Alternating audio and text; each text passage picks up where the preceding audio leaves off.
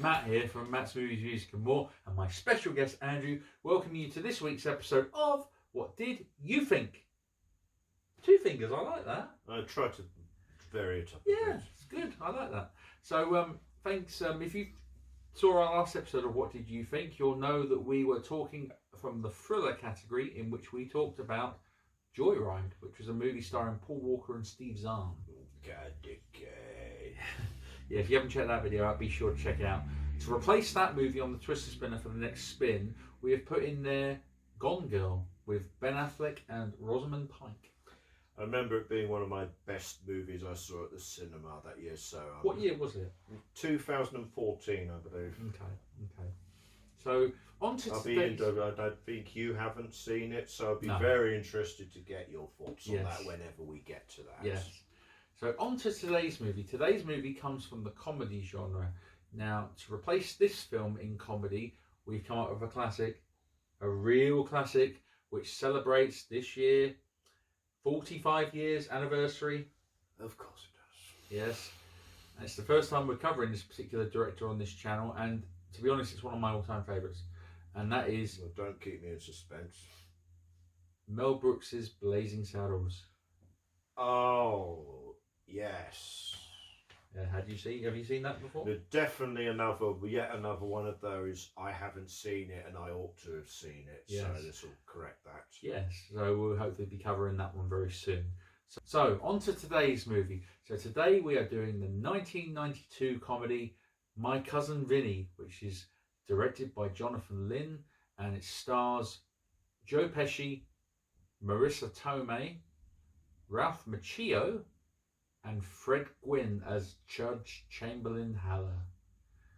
So, My Cousin Vinny, had you seen it before? No. I do, now that you've brought this movie up, have very dim memories of it coming out, either back in its original cinema release, or when I was subscribed to Sky and Sky Movies, they're making a very big deal about, in a month's time, we're going to have the television premiere of My Cousin Vinny, and playing clips from that movie for a whole bloody month. And it so it put you off? Well, probably. Also, I was 9 or 10 years old at the time, so it completely went over my head as to what this movie was about. And it did... All I saw was the villain from the Home Alone movies, and thought, oh, can you stop playing this advert now, please? Yeah. But, My Cousin Vinny is a unique film because it's a comedy courtroom drama. And obviously we're going to get into the cast and crew straight after this, but we might as well get into the plot of this film. Well, it starts out with two guys, Bill and Stan, college students, driving from New York through Alabama in their green 1964 Buick Skylark convertible, as they keep bringing up. Yeah. They stop off at a Sack of Suds convenience store to buy some food items for the journey, and at one point one of them says, what about this brand can of tuna? We know what that is, apart from all this southern stuff that we don't know about. Despite a brief argument, one of them, I don't know if it's deliberate or they just forget to pay, they slip the can of tuna into their coat and drive on. Not long after that, somebody gets shot and killed at the convenience store. So they're rounding up anybody that was there, and because these guys were there like 10 minutes or half an hour before this happens, they round them up and say, look, we've got some questions. And also they fit the descriptions of the people that killed this guy at the store. So we want to talk to you about when you're in the convenience store, and and they immediately go, oh, you mean this? Oh, we know what you're talking about, and yeah, we did it. We're really sorry about it, and we weren't thinking, and oh, you weren't thinking and you're just sorry about it. Yeah, I know. Look, if you want us to do anything and sign a confession, we want you to sign sign a confession for what we do. That's a bit much, isn't it? And yeah, we know what you did, that you shot the clerk. Well, wait, what? Yeah. We shot the clerk. And, yeah, we know you did, so... Wait, no, what's going on here? Why are you throwing us in jail? Yeah. And so it's because they fit they fit the description. They were there at the time. It's not looking good for them, and they don't have much money to hire a lawyer. So they ring up their mother about this situation. When they calm her down enough to get on the other end of the phone, the mum says, "Oh, you know that your cousin Vinny is qualified as a lawyer. He can, his family, so you won't have to pay much for him." And so, oh, okay then. And so cousin Vinny and his fiancée, Mona Lisa, played by Aunt May. Marisa Tomei. Yeah. And Vinny is Joe Pesci, and they drive in. So first off, you've got this culture clash, this hilarious culture clash between these Italian American people in their flashy clothes and their flashy car, with these with Southern people, Southern yokels. But also it becomes very clear without Vinny even having to say anything that he's barely qualified as a lawyer. He passed after the 6th attempt, and he doesn't know. But the joke of the movie is he doesn't know jack shit about courtroom procedure. He doesn't know etiquette. He doesn't know that you're just supposed to plead guilty or not guilty at the opening. And he doesn't know how to gather evidence. He doesn't know anything about asking the prosecution for their files or asking witnesses. So, not fit. What should be a basic, they didn't do it. It's not looking very good for Bill and Stan. Will they get out of this? Will Vinny? Can he step up his game? It's quite a unique movie, I'd say. I remember seeing, like you said, the posters of it back in the early 90s when I was a kid, and not really knowing much about what the film was going to be, but I kind of recognised and go, yeah, Joe Pesci, the wet bandit from Home Alone. So straight away I had that image in my head. I was like, he's got hair. Yeah. His character looks so young, and he kind of looks a bit like sort of an Italian mafia, like he'd wear a shell suit kind of thing, and stuff like that. And I think I watched this movie probably in the late 90s when I think we got it on DVD at home, and I'd always been told by family, they were like, you should watch this is really funny, and I wasn't disappointed at all. It is really, really funny. I particularly love the ensemble cast. I think all of the actors in this movie, they're all great. I don't know how you feel about it, but the relationship between Joe Pesci and Marisa Tomei, let's start with them first. Clearly they're a lovey-dovey couple, but they both have backgrounds in cars, even though Marisa Tomei is a unemployed hairdresser, but her family are all full of mechanics, and Joe Pesci was a mechanic as well, but now he's become a personal injury lawyer, I believe. Yeah, like barely qualified. I don't deal with big cases like this. I just did to deal with personal injuries. Yeah, so you've got their attitudes all the time. They're like, what the fuck is that noise? What's going on here? He says, I thought you said that this train wasn't going to come through at 5. No, it's supposed to come 10 after 4. Arguably my favourite bit of dialogue in the movie, yes. What about the bit where it's like, they go to the grits place, it's like, breakfast, lunch and dinner. That's all it says on the thing, and they're like, breakfast $1.50, lunch $3, tea $5. And he's like, breakfast? You think? And then there's all these just funny coincidences that happen in the movie. But I think they're really good. I will mention it up front that Marisa Tomei actually won an Academy Award for this movie. I don't know if you're aware of that. Best Supporting Actress. I was expecting Joe Pesci or maybe the judge, who I'm sure he'll go on to. Yeah, but I thought that was kind of odd that she won it too. But to be honest, she's great. Yeah. She's really, really funny, and her knowledge on cars is great. She's able to match Joe Pesci and thereby convince you that they are a argumentative but ultimately loving, respectful couple, or they work well together, they belong together. Because it's an interesting movie because nothing really happens. There's no sex, which is all right. There's no like physical action or violence, and there's no.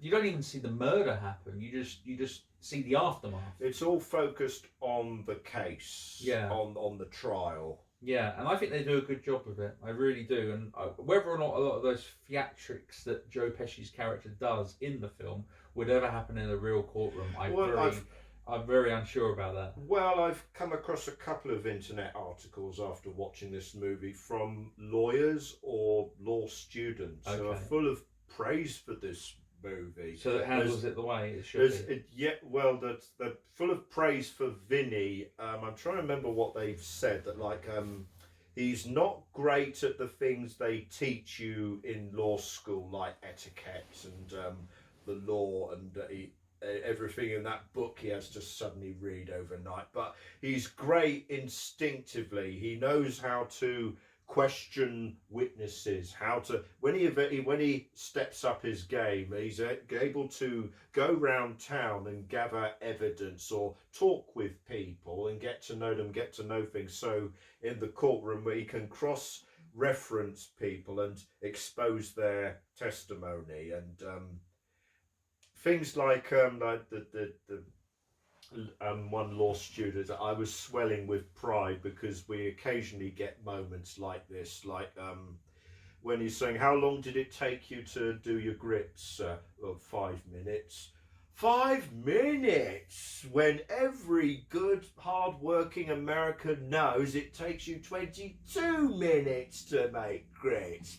You're saying that is this a magic form of grits we don't know about?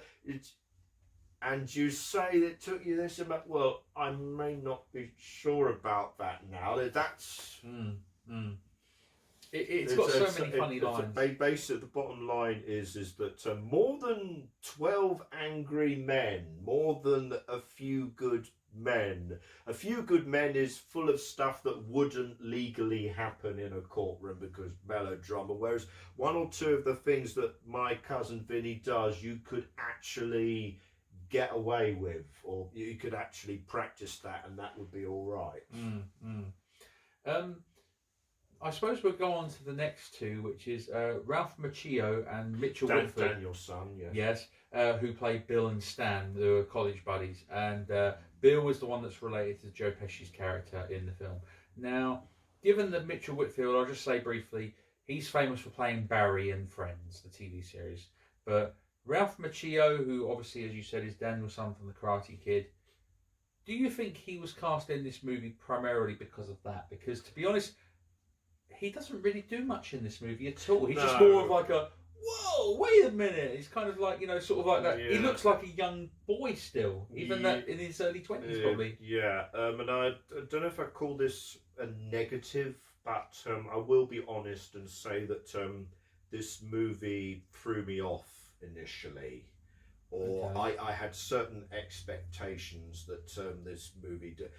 The way I thought Bill and Stan were going to be our main characters, that we're going to be following them, but almost as soon as they get convicted and thrown in prison, but it's because the title, My Cousin Vinny, it's all kind of focused on Vinny and his hapless, not knowing how anything works, and like you say, Bill and Stan kind of become background characters going, oh god, this guy, or you're gonna get us all killed, what the fuck did you do in the courtroom today, and we want this guy instead, and they're just sitting in the courtroom looking surprised, or oh god, we're gonna die, aren't we? But I think they're okay for what they are, but clearly they're just part of the ensemble cast, really.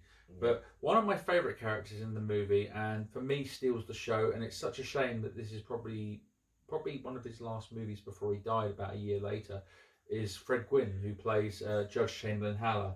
Now, Fred Gwynne out there, if you are aware of him, he is famous for 2 TV shows which he did in the 1960s.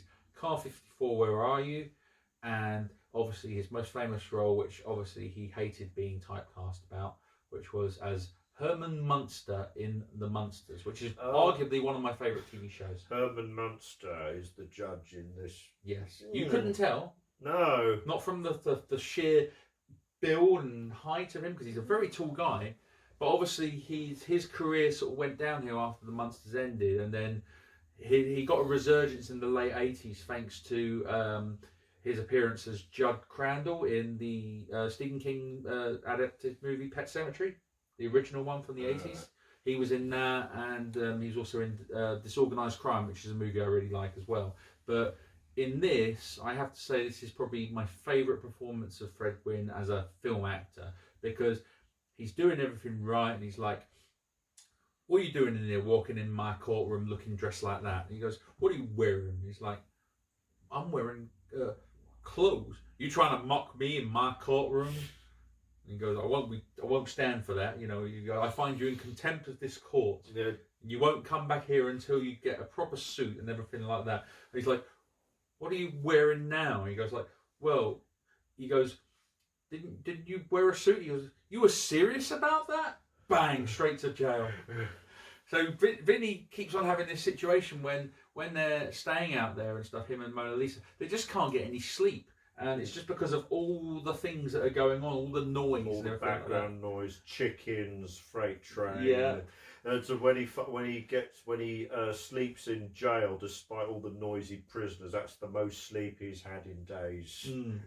What do you think of Fred Gwynne in this film, though, anyways? He did his job. Yeah, kind of like how you pointed out. He is there to be initially exasperated by Vinny coming in dressed like that, and I liked his little that he does. But as the two youths to what? What? To youth. What is a ute? Oh, I'm sorry, Your Honour. 2 youths.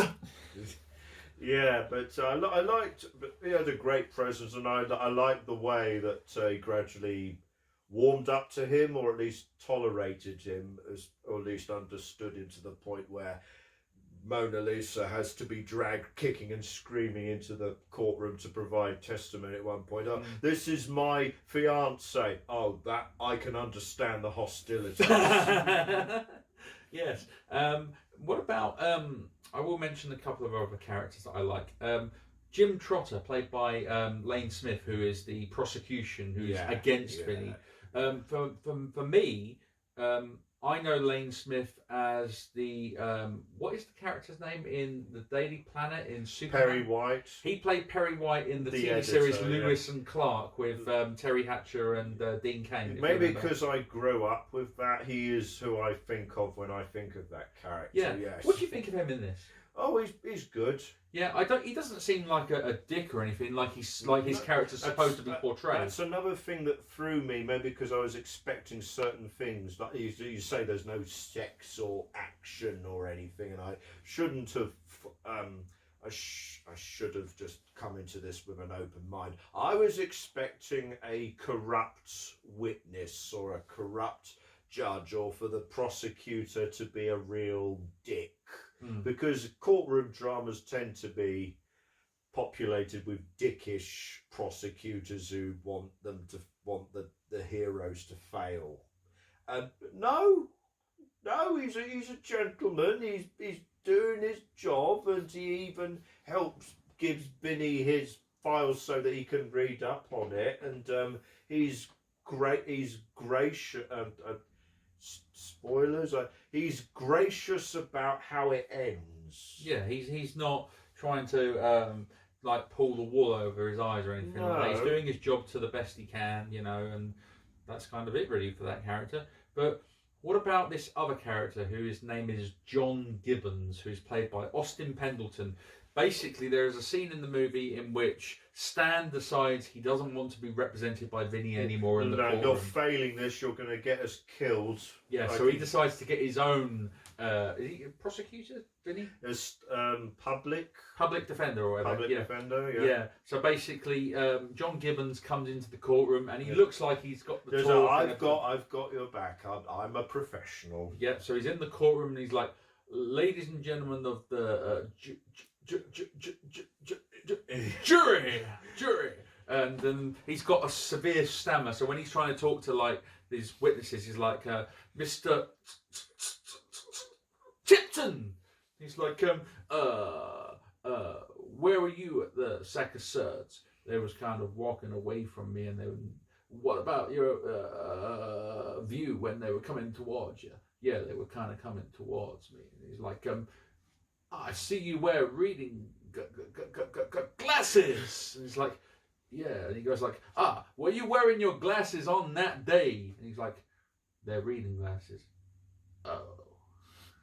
You know, and the character's just really funny, but clearly he's obviously got stage fright or something like that, doing this in front of people. And then obviously when he goes back to the table after giving his closing statement, Stan's saying to him, he's like, "That's it?" He goes, "What about what we talked about?" He goes, "You know, I get a little nervous sometimes." He's like, "A little?" He's like, "I'm getting better."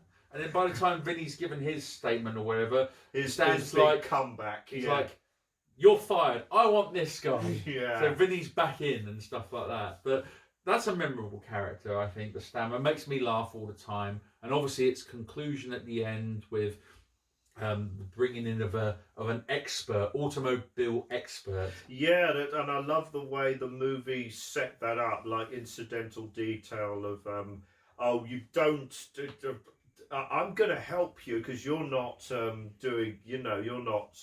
Don't know what you're doing. I've got a portable disposable camera. I'm going to take pictures, and casually mentioning automobiles in their heated conversations and arguments, but which I found kind of irritating for the first 2 minutes. But when it comes up as an important plot point, you got me, movie. You set that up. You gave plenty of evidence, indication, and that is going to help out with the plot at the end. Well played.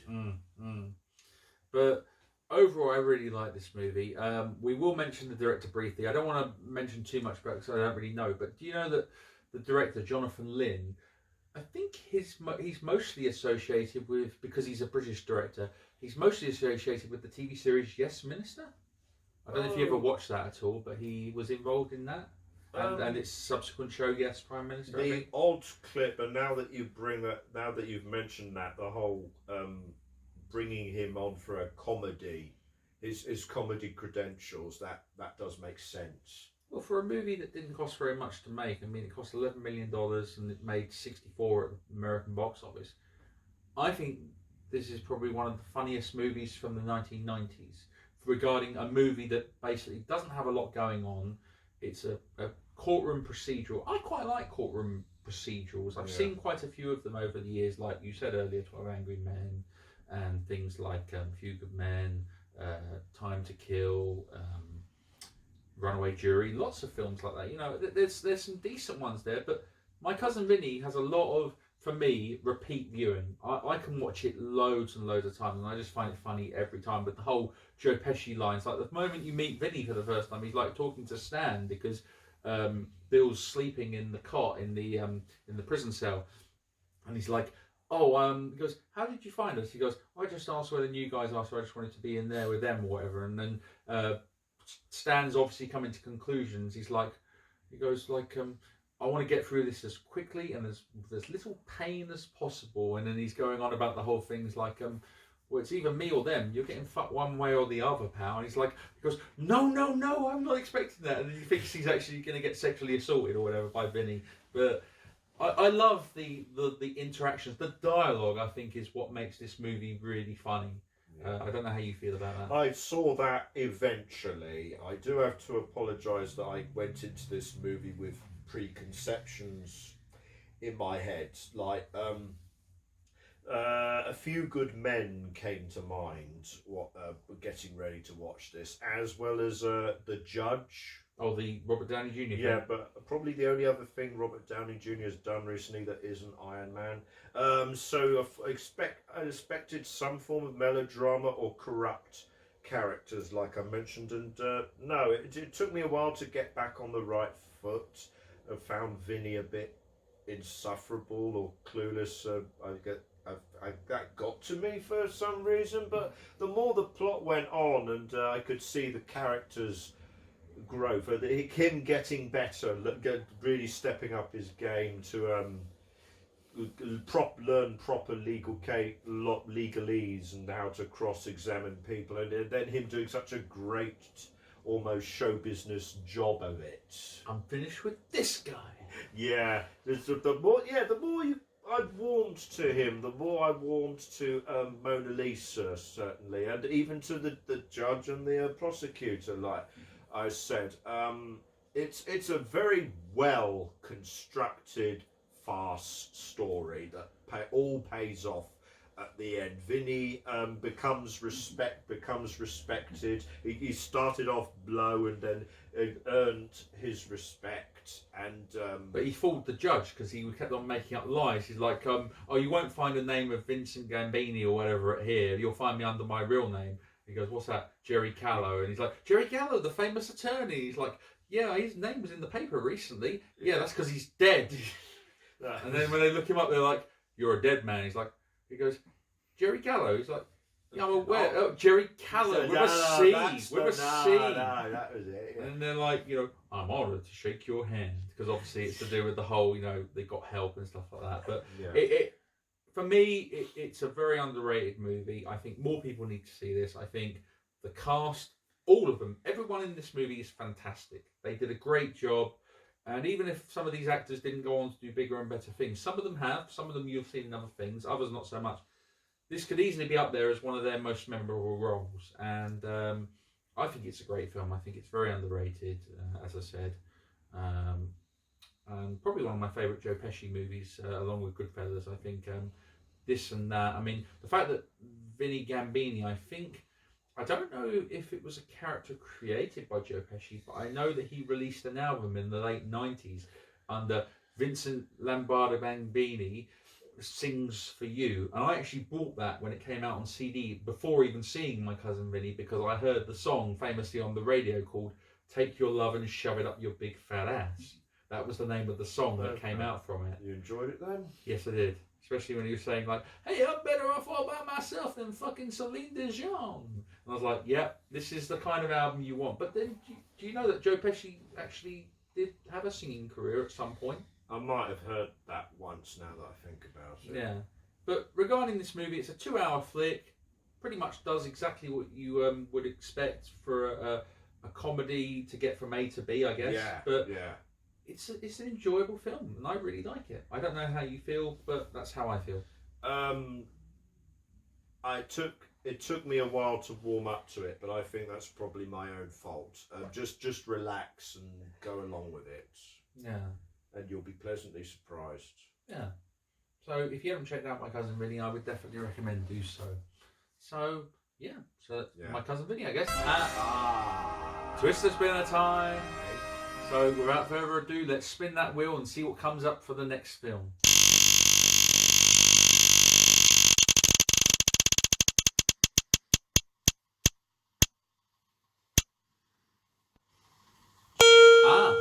It's come up with drama. So we've gone from a courtroom drama comedy to an actual drama. Let's see what it is. Okay. We have come up with American History X. Okay. Which is a movie starring the two Eds, Edward Norton and Edward Furlong. Oh, what? John Connor again? Yep. Okay then. So, do you know much about that movie? Not much, but I do have a particular memory in my head of it. Cool. We'll look forward to getting into that when we do that episode. So, thanks everybody for checking out today's video. What do you guys think of My Cousin Vinny? Is it a movie that you guys enjoy? What do you think of Joe Pesci and Fred Gwynne and all these other great actors in this film? And hopefully you agree with our opinions, or maybe you disagree. Do comment and tell us. So, Check out our Facebook, Instagram and Twitter to find out the latest about upcoming episodes. Check out Andrew's series at The Movies with Andrew if you want to know about all the latest films, or you can check out my solo videos which go up every week, and we've got other series coming potentially in the near future as well as videos from What Did You Think. So thanks everybody, all the very best, and a closing statement, Councillor.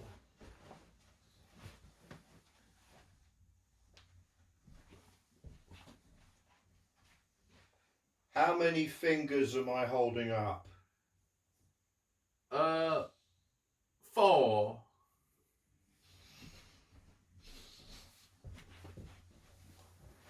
Let the record state that the councillor is holding up 2 fingers. Your Honour!